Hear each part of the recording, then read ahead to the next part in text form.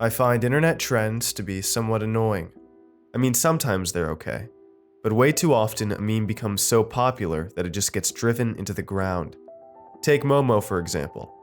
At first, it was just some random creepy image that was spread around post to post like an old-fashioned copy pasta, but ended up being used by every YouTuber under the sun for cheap clicks and shitty content. Take a quick Google search and you'll find a video titled, "I found Momo in my Minecraft server," in all caps with about 1,000,000 exclamation points at the end. One called "Searching for Momo in an Abandoned House," done by some lame-ass vlogger shamelessly trying to hop on the trend, despite obviously having no interest in it. And my personal favorite, the "I send a text to Momo at 3 a.m. videos. Which actually brings me to why I'm writing up this post to begin with. My 12-year-old cousin Sarah is obsessed with these trendy horror videos. And I get it. I know when I was her age I was staying up all night reading creepypastas like Squidward's Suicide and Dead Bart, so I really can't blame her for getting into these cheesy horror vlogs, which some may argue are simply spiritual successors to the original creepypasta trends of the early 2010s. But deep down, I just can't get over how boring they are, because nothing actually happens in them. And the stuff that does is unbelievably fake to the point where I can't even suspend my disbelief for a millisecond. There's nothing for me in these videos, but the younger crowd can't seem to get enough. I flew back to my hometown last weekend to spend some time with family. It's been a few years since I moved away and haven't visited since, so the endless nagging calls from my mother really started to add up. I decided to stay with my grandma since she had the biggest house, and most of my family gets together there pretty often anyways. Only being in town for a couple of days though, time went by quicker than I would have liked. But I did get to catch up with family, so I guess I can't complain too much. They're only a plane ticket away, after all. On my last night there, Sarah convinced my aunt to let her stay later to hang out with me, and my grandma could just drop her off before midnight. I guess she kind of always looked up to me, even though I was barely even around her growing up. She didn't have the best upbringing from what I've heard through my mom, with a shitty deadbeat father and an even shittier stepdad. And I think the little bit of time I spent with her at family get-togethers here and there over the years may have possibly filled that paternal void. At least a little, and at least for a moment. She pulled some 3 a.m. videos up on my laptop, constantly looking back and forth from the backlit screen in my face, trying to gauge my reaction while they played. Like I've already said, they're pretty boring to me, but I could tell how much these videos excited her and tried my best to get into a mindset where I could at least pretend I was scared. In one of the videos, some guy is walking around his house holding some scented candle you'd pick up at a Hallmark store, when the lights suddenly go out.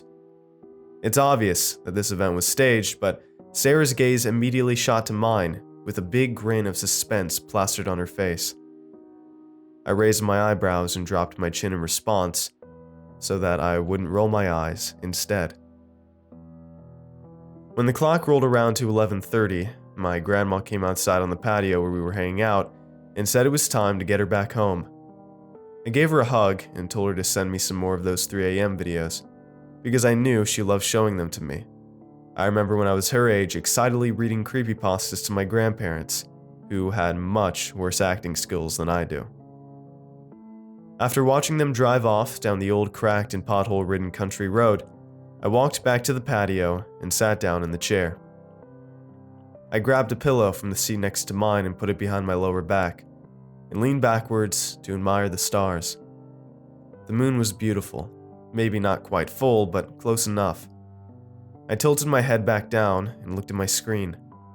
The horrifyingly boring 3 a.m. video my cousin had shown me was still up, but right as I was about to exit out of the tab and find something else to do, a recommended video on the sidebar caught my eye.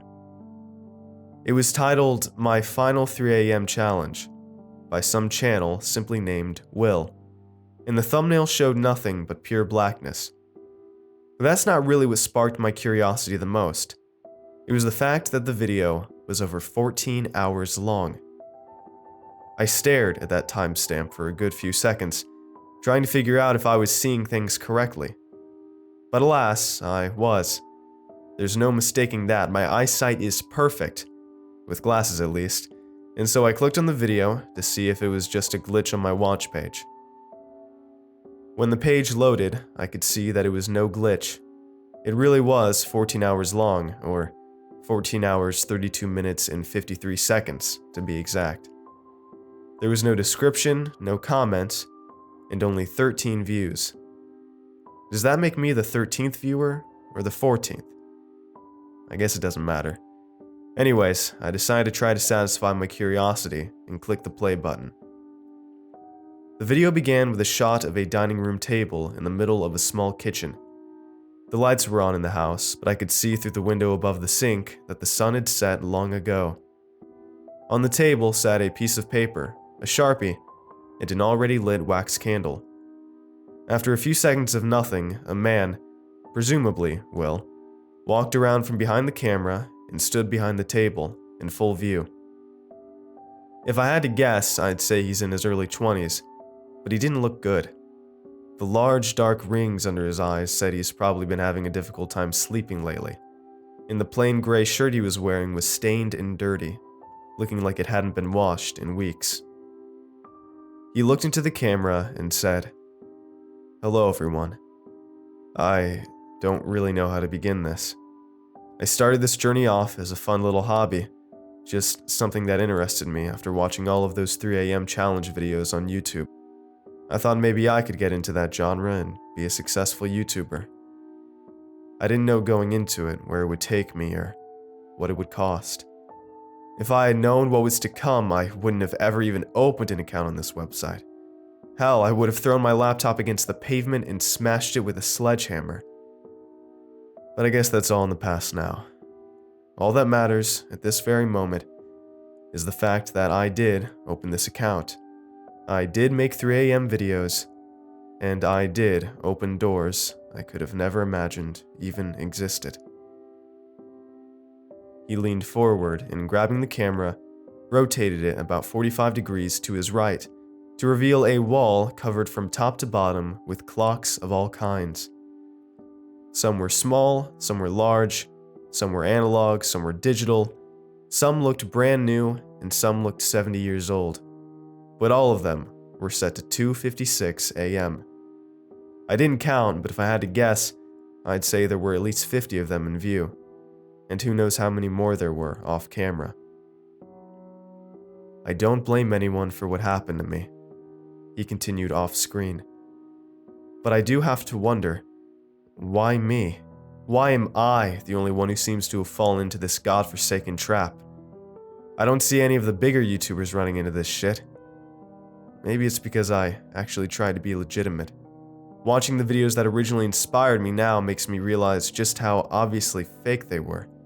Which I always kind of knew, but growing up in a family that believes in the supernatural, I always figured there was a hint of truth to the videos somewhere. I guess there wasn't, but there was definitely a hint of truth to the subject matter itself." He turns the camera back around to face him and begins writing something on the piece of paper. "I don't want to bore all of you with any sort of recap, and quite frankly, I don't think I even have it in me to go over all this horse shit right now. You'll just have to go back and watch the other videos on my channel if you're new." He held up the piece of paper to show his name written on it, along with his age, date of birth, and strangest of all, his social security number. This was all very strange, but that really pushed it over the line. He put it back down and continued. "It's time for me to finish this. It's gotta be done, no point in dragging this out any longer. I tried to find another resolution to this so I can end this series and move on with my life, but I know now that's just not possible. This is either happening today, or tomorrow, or 2 weeks from now, or 2 years from now. But it's gotta happen regardless. And I'm not gonna wait another fucking day." Listening to this guy's deranged rant, I began to feel like I may have misjudged this genre. This was extremely engaging, and this guy was a great actor. Nothing really horrifying had happened yet, but I liked that. I didn't get the feeling this guy was going out of his way to try to scare me, but just that his natural camera presence evoked a feeling of uneasiness and dread. Which I liked, but I'd be lying if I said I wasn't pretty nervous as well. He rolled the piece of paper into a thin tube about the thickness of the Sharpie pen and held it like a magic wand. He dipped the end into the candle's flame, igniting the pseudo-torch. He walked around the table and back behind the camera, where he rotated the camera once more to showcase the wall of clocks. It was now 2:59 a.m. From behind the camera, he reached around and held the flame in front of the lens, not blocking out the view, but poking out from the bottom, filtering the wall of clocks through a sheet of fire and light smoke. "I owe you all a thanks for watching," he uttered in a much quieter tone this time. "And, I hope things go differently than what I'm expecting." Almost immediately after he said this, the clocks made their final rotation to 3 a.m. The lights in the room flickered a few times before going out completely, and he stood there, holding the flame, now the lone source of light, in front of the camera in complete silence. There wasn't even any ambient noise for the room to pick up on. It's worth noting that at this point in the video, I was very engaged. I really felt as though this guy was genuine, although deep down I was sure he wasn't really and was actually just a good entertainer, and I was honestly curious to see what happens next. He continued holding the flame in front of the camera, still as a statue, in the pitch blackness for nearly a minute. Suddenly, out of absolutely nowhere, a loud crash is heard, as if about 20 dinner plates shattered to the ground at once, and the man behind the camera began screaming at the top of his lungs. The flame remained in front of the camera for a couple seconds, before he pulled it away out of view, plunging me into complete darkness. Now, the weirdest part about all of this was that the moment the flame was completely out of view, and the room was completely devoid of any and all light, the screaming stopped immediately. It happened unnaturally fast, not like he just stopped screaming, but like the volume was suddenly muted. It was jarring, to say the least. I continued watching on in anticipation, trying to prepare myself for some kind of cheap jump scare. But after a few minutes of nothing, I eventually came to the conclusion that that was probably it, and began to settle down. I looked back up at the moon and admired its beauty in the night sky once more. For October, it wasn't actually that bad out. It felt pretty nice. Fairly cool, but not too cool. It was right in that sweet spot where if you had a jacket on and a nice pair of blue jeans, you were good to go. I opened up a new YouTube tab before getting up and walking inside to grab myself something to drink. All my grandma had stocked in the fridge was Diet Pepsi, which wasn't exactly what I was in the mood for, but hey, beggars can't be choosers. I walked back outside to my laptop and started watching a newish episode of the Joe Rogan Experience. I'm not as big a fan of the show as some people are, but Joe's an interesting guy who's good at talking to pretty much anyone and everyone, so it's always an okay pick to put on when I'm bored or don't have anything better to do. My flight back home was scheduled to leave at 6 a.m., and seeing as it was already past midnight, I figured what the hell, I might as well just stay up. Who knew when I was going to be back here again anyways, so it's probably a good idea to enjoy my final hours here. That was a nice thought, but I eventually found myself waking up, slumped back in my chair, to a faint and familiar sound. I opened my eyes as wide as I could bear and looked around, still trying to adjust to the land of the waking. I looked at my laptop's clock to see that it was about 3:15 a.m. Well, so much for pulling an all-nighter. But at least I got a few hours in, so I won't be quite as exhausted when I get back home in the morning. I focused on the sound that possibly woke me, and realized that 1, it was coming from my laptop's speakers, and 2, it sounded like water dripping repeatedly into a bowl or bucket of some kind. I awoke my laptop screen and saw that the Joe Rogan episode had finished playing long ago, but the offbeat drip-drop sound continued regardless. I opened up my volume mixer to see that it was indeed coming from my internet browser. So I took a look at my open tabs, which I admit were fairly abundant. It's not uncommon for me to have 20 plus tabs open at a time, which I know is probably not the best idea in the world for CPU reasons, but that's just how I roll. I realized I still had the tab open for the strange 3 a.m. video I was watching earlier, and clicked it without much thought to see if that could possibly be the source of the sound. Now, when I initially left the page hours ago, I was anticipating some kind of jump scare. But no amount of anticipation could have prepared me for what I saw upon opening that page once again. Apparently, I never paused the video, and it had continued playing on in complete darkness and silence for the past 3 hours. The light was now back on in the house, and the shot was of a close-up of a clock. Or, that was part of it, at least. Nailed to the middle of the clock with a long, rusty nail was the man's severed head. His nose looked crushed, and his left eye was dangling out of its socket like a long deflated balloon filled with a small amount of water. The nail had been brutally punctured straight through his forehead, through the clock, and no doubt into the wall. From what I could see of the clock that extended out from behind the sides of the man's head, its glass was shattered.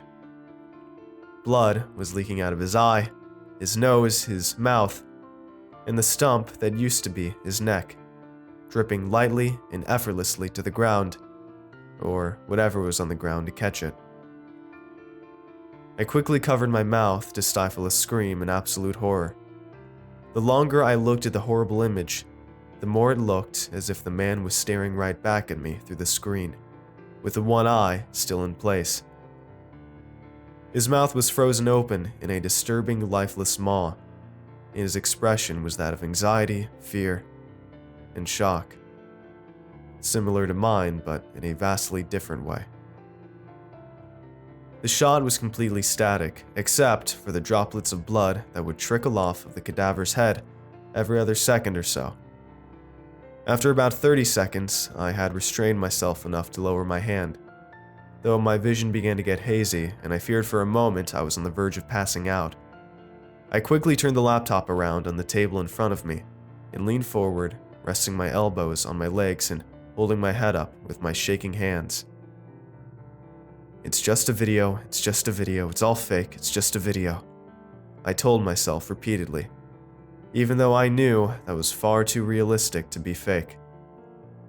I began to feel my blood flow stabilizing, and I slowly lifted myself back up and stared at the Samsung logo on the back of my laptop.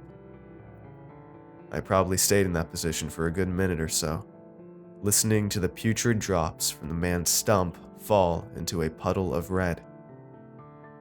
I thought about my options from here. I could slam the laptop shut and chuck it off the side of a bridge, but then I'd be out of my personal and work computer with countless irreplaceable files as well. I could just hard power it off from behind and pray to God that it doesn't relaunch any pages when it boots back up. But even if that did work, would I be able to go on with the knowledge that I saw the first 10 or so minutes of the video, then about 30 seconds or so 3 hours in, and that's it for the entire 14-hour-long video? What happened in between the beginning, when the man was just talking about his plans and what was going on, and the shot of his severed, mangled head nailed to a clock? I suppose it's possible that nothing happened. Maybe the shot was pitch black for the entire duration, and suddenly cut to what I saw. And maybe that shot never even changes, and I'll be missing nothing if I close everything now and never look back. But what if there is something else? Something that could shed some light on what happened to the man and how he was served his nightmarish fate. I took a deep breath and turned the laptop around. Nothing had changed. The man still stared me down, leaking all the while. I skipped ahead about every 20 minutes or so, but the shot never changed for the remainder of the 14-hour video, aside from about 10 hours in when it seems as though the dripping finally stopped. At the very end of the video, there's simply an abrupt cut. Nothing happens whatsoever. This perplexed me and provided some extremely minor relief that there was nothing worse in the footage. But then I thought back to the 3 hours leading up to the static shot. Did that simply appear as well? I went all the way back to the beginning, right when the screen first cuts to complete darkness and silence. I then skipped ahead about every 5 minutes, letting it play for a little bit before moving forward another 5. This went on for about the first hour and a half of the video, before the footage suddenly cuts to a shot of the clock. One identical to the shot I would later see with the severed head, though the cranium was nowhere to be seen so far, and the clock was in perfect, display-ready condition. This shot came on in tandem with a barely audible click, similar to a light switch being flipped. I could feel my heart beating out of my chest as I watched in agonizing anticipation. I didn't dare skip ahead now. This shot went on for about 5 minutes before the real horror that keeps me up at night and infects my dreams began. Moving in from the left-hand side of the screen came an arm, or at least a crude caricature of an arm. It was as black as the night sky, shiny in some places and matted in others, with a thickness similar to that of a number 2 pencil. The arm led not to a palm, but to what appeared to be 4 or 5 fingers, sprouting straight out of the twig-like appendage, all looking somehow even skinnier, like long segmented needles or spider legs. It moved over to the clock and tapped the glass right in front of the 3. It then lowered out of view and off screen. I watched this in a shock so pure, I was almost emotionless. I couldn't even begin to comprehend what I had just seen, and was horrified for what was to come. Another twig-like spindly hand coming from the right side of the screen this time lifted the man's severed head by the hair from below the camera's view into full frame. It held the head there for a moment as the left hand also came into view, holding a long rusted nail, maybe about a foot long.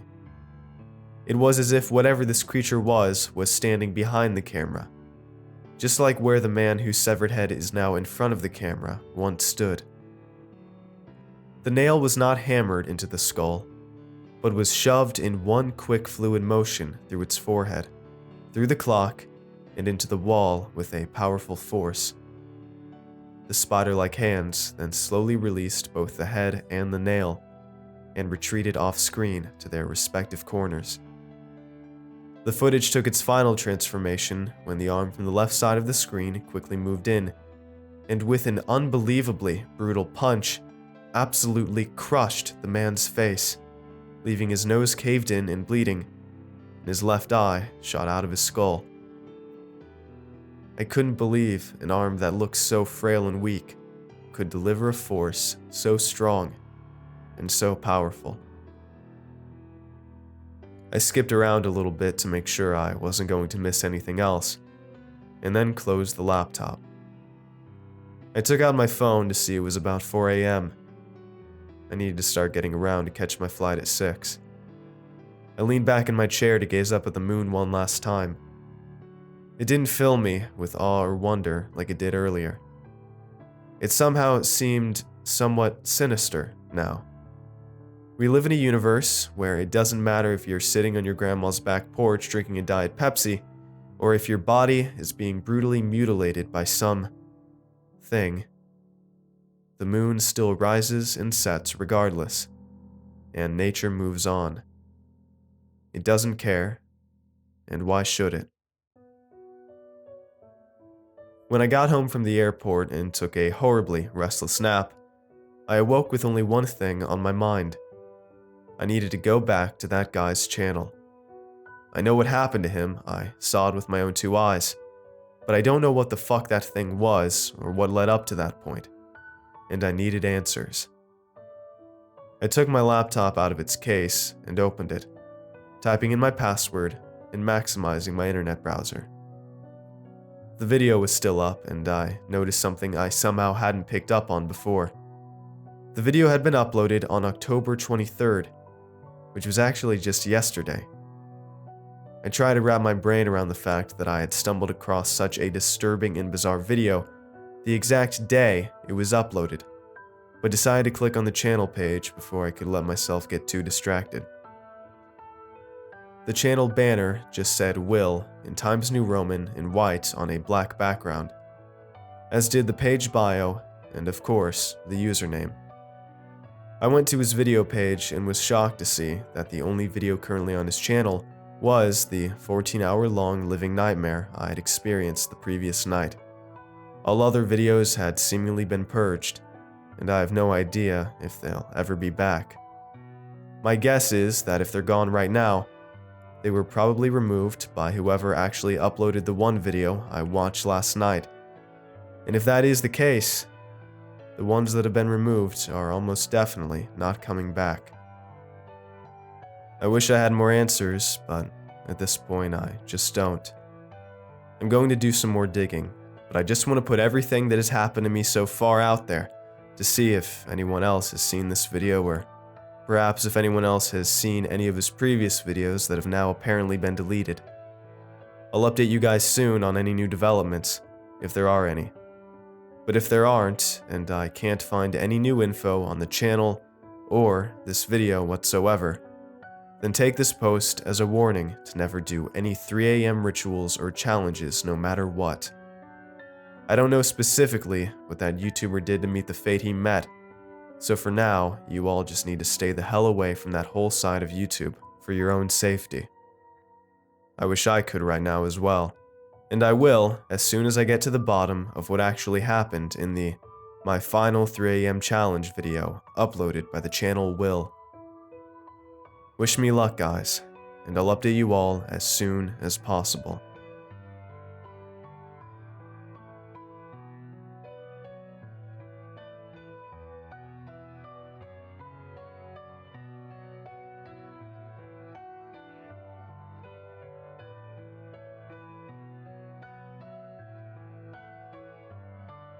Thanks for watching, and I hope you enjoyed today's narration. I want to give a huge thanks to last month's $5 and up patrons: Rain S, Coney Pone, Blood Fog, Amanda W, PDR, Gabriel B, James T, Benjamin K, Tim D28, Johnny H, Tyler P, Uncle Ulrich, and all the other $5 and up and $2 patrons on screen as well. All of your support makes these narrations possible, and I appreciate it a ton. If you'd like to join these lovely ghouls, I'd appreciate it if you check out my Patreon page. For just $1 a month, you'll get an exclusive narration that will never, ever be uploaded to my channel. Usually, one a bit too extreme for YouTube. So that's at least one extra video every month for just $1, if not more. For $2 a month, you'll get thanked in the end scroll of every video, and for just $5 a month, I'll shout you out at the end of multiple videos a month personally. You also get exclusive Discord roles for those perks as well. If you'd like to chat with me for a bit, you can join me on a monthly live stream for just $10 a month and get a signed merch sticker for $25 a month. And if you're in the market for some horrifying shirts and hoodies, you can head on over to my Teespring store in the description as well. And don't forget to follow me on Twitter at @2ndClancy. I want to thank you all for watching, and I will see you all next time. Have a good night, everybody. Cheers.